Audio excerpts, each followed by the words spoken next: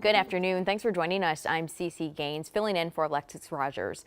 Now, once again today, you'll need to dress in layers if you're headed outside, even for a short amount of time. We'll be lucky if we make it out of the negatives today. Jamie, I was outside for live shots this morning, and the temp seemed worse because of the wind.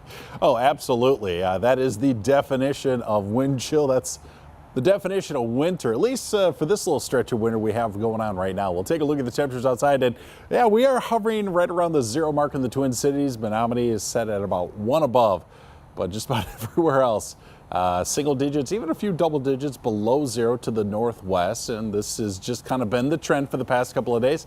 It'll continue to be the trend here for a little bit longer. Winds right now, though, just making it a very difficult time to be outside. Winds upwards of 10 to 20 miles an hour from that west-northwest direction.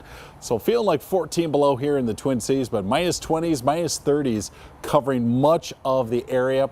And for that temperature for today, again, right around 0 and then dipping down a little bit later. The winds will stay brisk, so the wind chills will stay nasty, but I will have news of a warm-up coming up in a few minutes. Okay, looking forward to it. Thanks, Jamie. Well, this afternoon, hospitals tell us they're getting their burn units ready for a potential uptick in frostbite patients. Frostbite is something that can sneak up on you, so keep an eye out for any skin discoloration, numbness, blistering. With kiddos being out of school today, many doctors are worried about them. You know, kids are getting their first real taste of winter this season and may not want to come back inside. But doctors say if your child's cheeks turn red, pay attention. Definitely when sledding, kids love sledding, could stay out there for hours. That's a long time to be outside when it's this cold, and a time where kids might, their clothes or their socks might get a little bit wet and increase the risk of frost injury. Doctors say with temps like today, it only takes a matter of minutes before frostbite can set in on your skin. Well, hey, we're not the only ones feeling the impact of the weather today. The negative temperatures are reaching down into Iowa and over in Michigan. Grand Rapids is expecting its 7th day of snow in a row. Meanwhile, a rare snowstorm is hitting some southern states. People in Texas, Louisiana, and Mississippi are stocking up on supplies to avoid leaving their homes. If you take a look at your screen, you can see the weather across the country is still leading to some travel issues at the airport. So far today, MSP is reporting 34 canceled flights and a total of 62 delays. Hundreds of flights were also canceled over the weekend across the country. If you're flying out, make sure to check your flight status in case of any delays. To stay up to date on the cold weather, make sure to download the KARE 11 app. You can access live radar, weather alerts, and custom forecasts anytime. You can find it where you get your apps or by scanning the QR code on your screen. So even with these cold temperatures, we're still seeing dangerous ice conditions.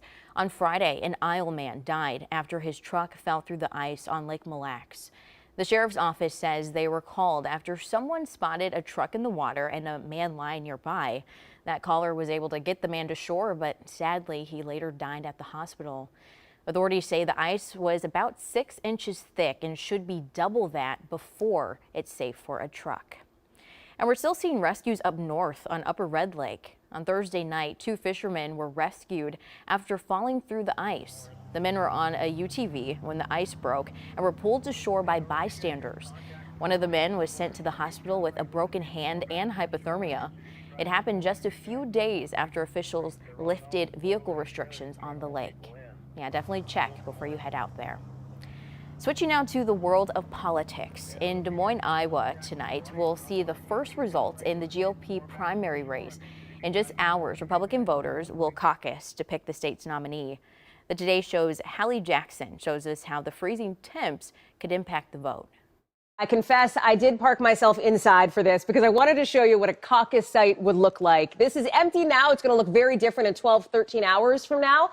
The other reason, of course, we're inside, the brutal bone-chilling temperatures outside. It is unbelievably cold, and that is one of the big wild cards that we're watching tonight. It is always cold in January in Iowa. That is no surprise. This could potentially be historic, and so there's a question. Will people stay home or will people turn out? And how would that affect the state of play here? The state of this, of course, first Republican primary contest, essentially, in the nominating process.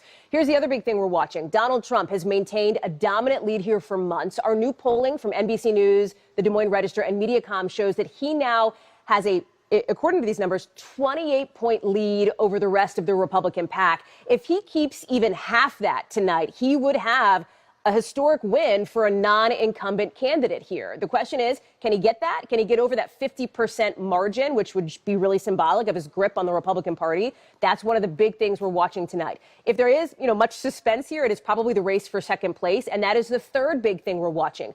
Who comes in second? Because now you have former UN Ambassador Nikki Haley, for the first time now overtaking Florida Governor Ron DeSantis in polling here. DeSantis has poured a lot of time. His allies have poured a lot of money into this state, Iowa, hoping to make a strong stand. Just a month ago, for example, just last month, he was predicting he could win Iowa.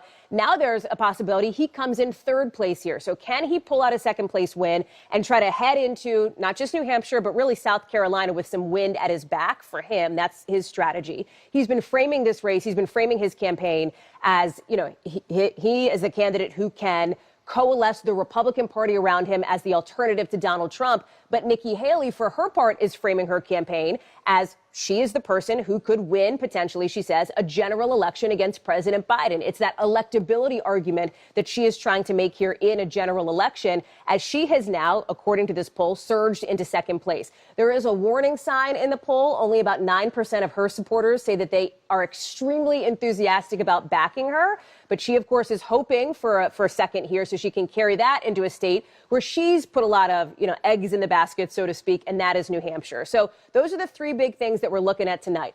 If Donald Trump wins, what is his margin? Who comes in second? And how will this cold affect caucus night? Back to you. Thanks to Hallie for that report. Staying in Iowa, there is some sad news coming out of Perry this afternoon. We now know the principal involved in a school shooting there earlier this month has died. Witnesses called Dan Marburger a hero, saying he distracted the 17-year-old shooter so others could escape. Marburger worked in the Perry Community School District for more than 25 years. Sad news there. Well, today is a Dr. Martin Luther King Jr. Day, and across the country, it's being honored as a day of service. In our area, it means the 36th annual MLK Holiday Breakfast. That's where Alexis is right now. Hey there, we are here at the Minneapolis Convention Center for the annual MLK Breakfast brought to us by General Mills and UNCF. 2,500 people in one place to remember and honor the memory of Reverend Dr. Martin Luther King Jr. And of course, we have lots of amazing people here, including the mayor of St. Paul, Mayor Melvin Carter. How you doing? I'm wonderful. How are you today? So good. So many people talk about how this is such a great tradition. Tell me why it's so important that all these people are here today. This is a fantastic tradition that we do every year. We love coming here every year, and it's important for our community to come together, and it's sort of a recentering. We've seen right here in the Twin Cities that the need to recenter, to rejuvenate Dr. King's dream is alive and well in our community, and so the ability for community members to come together and center themselves and refocus ourselves for the coming year is a great way to start the year every year. We always say that MLK Day is not a day off. It is a day on. Why is it so important for us to make sure that we're serving each other? Oh, that's right.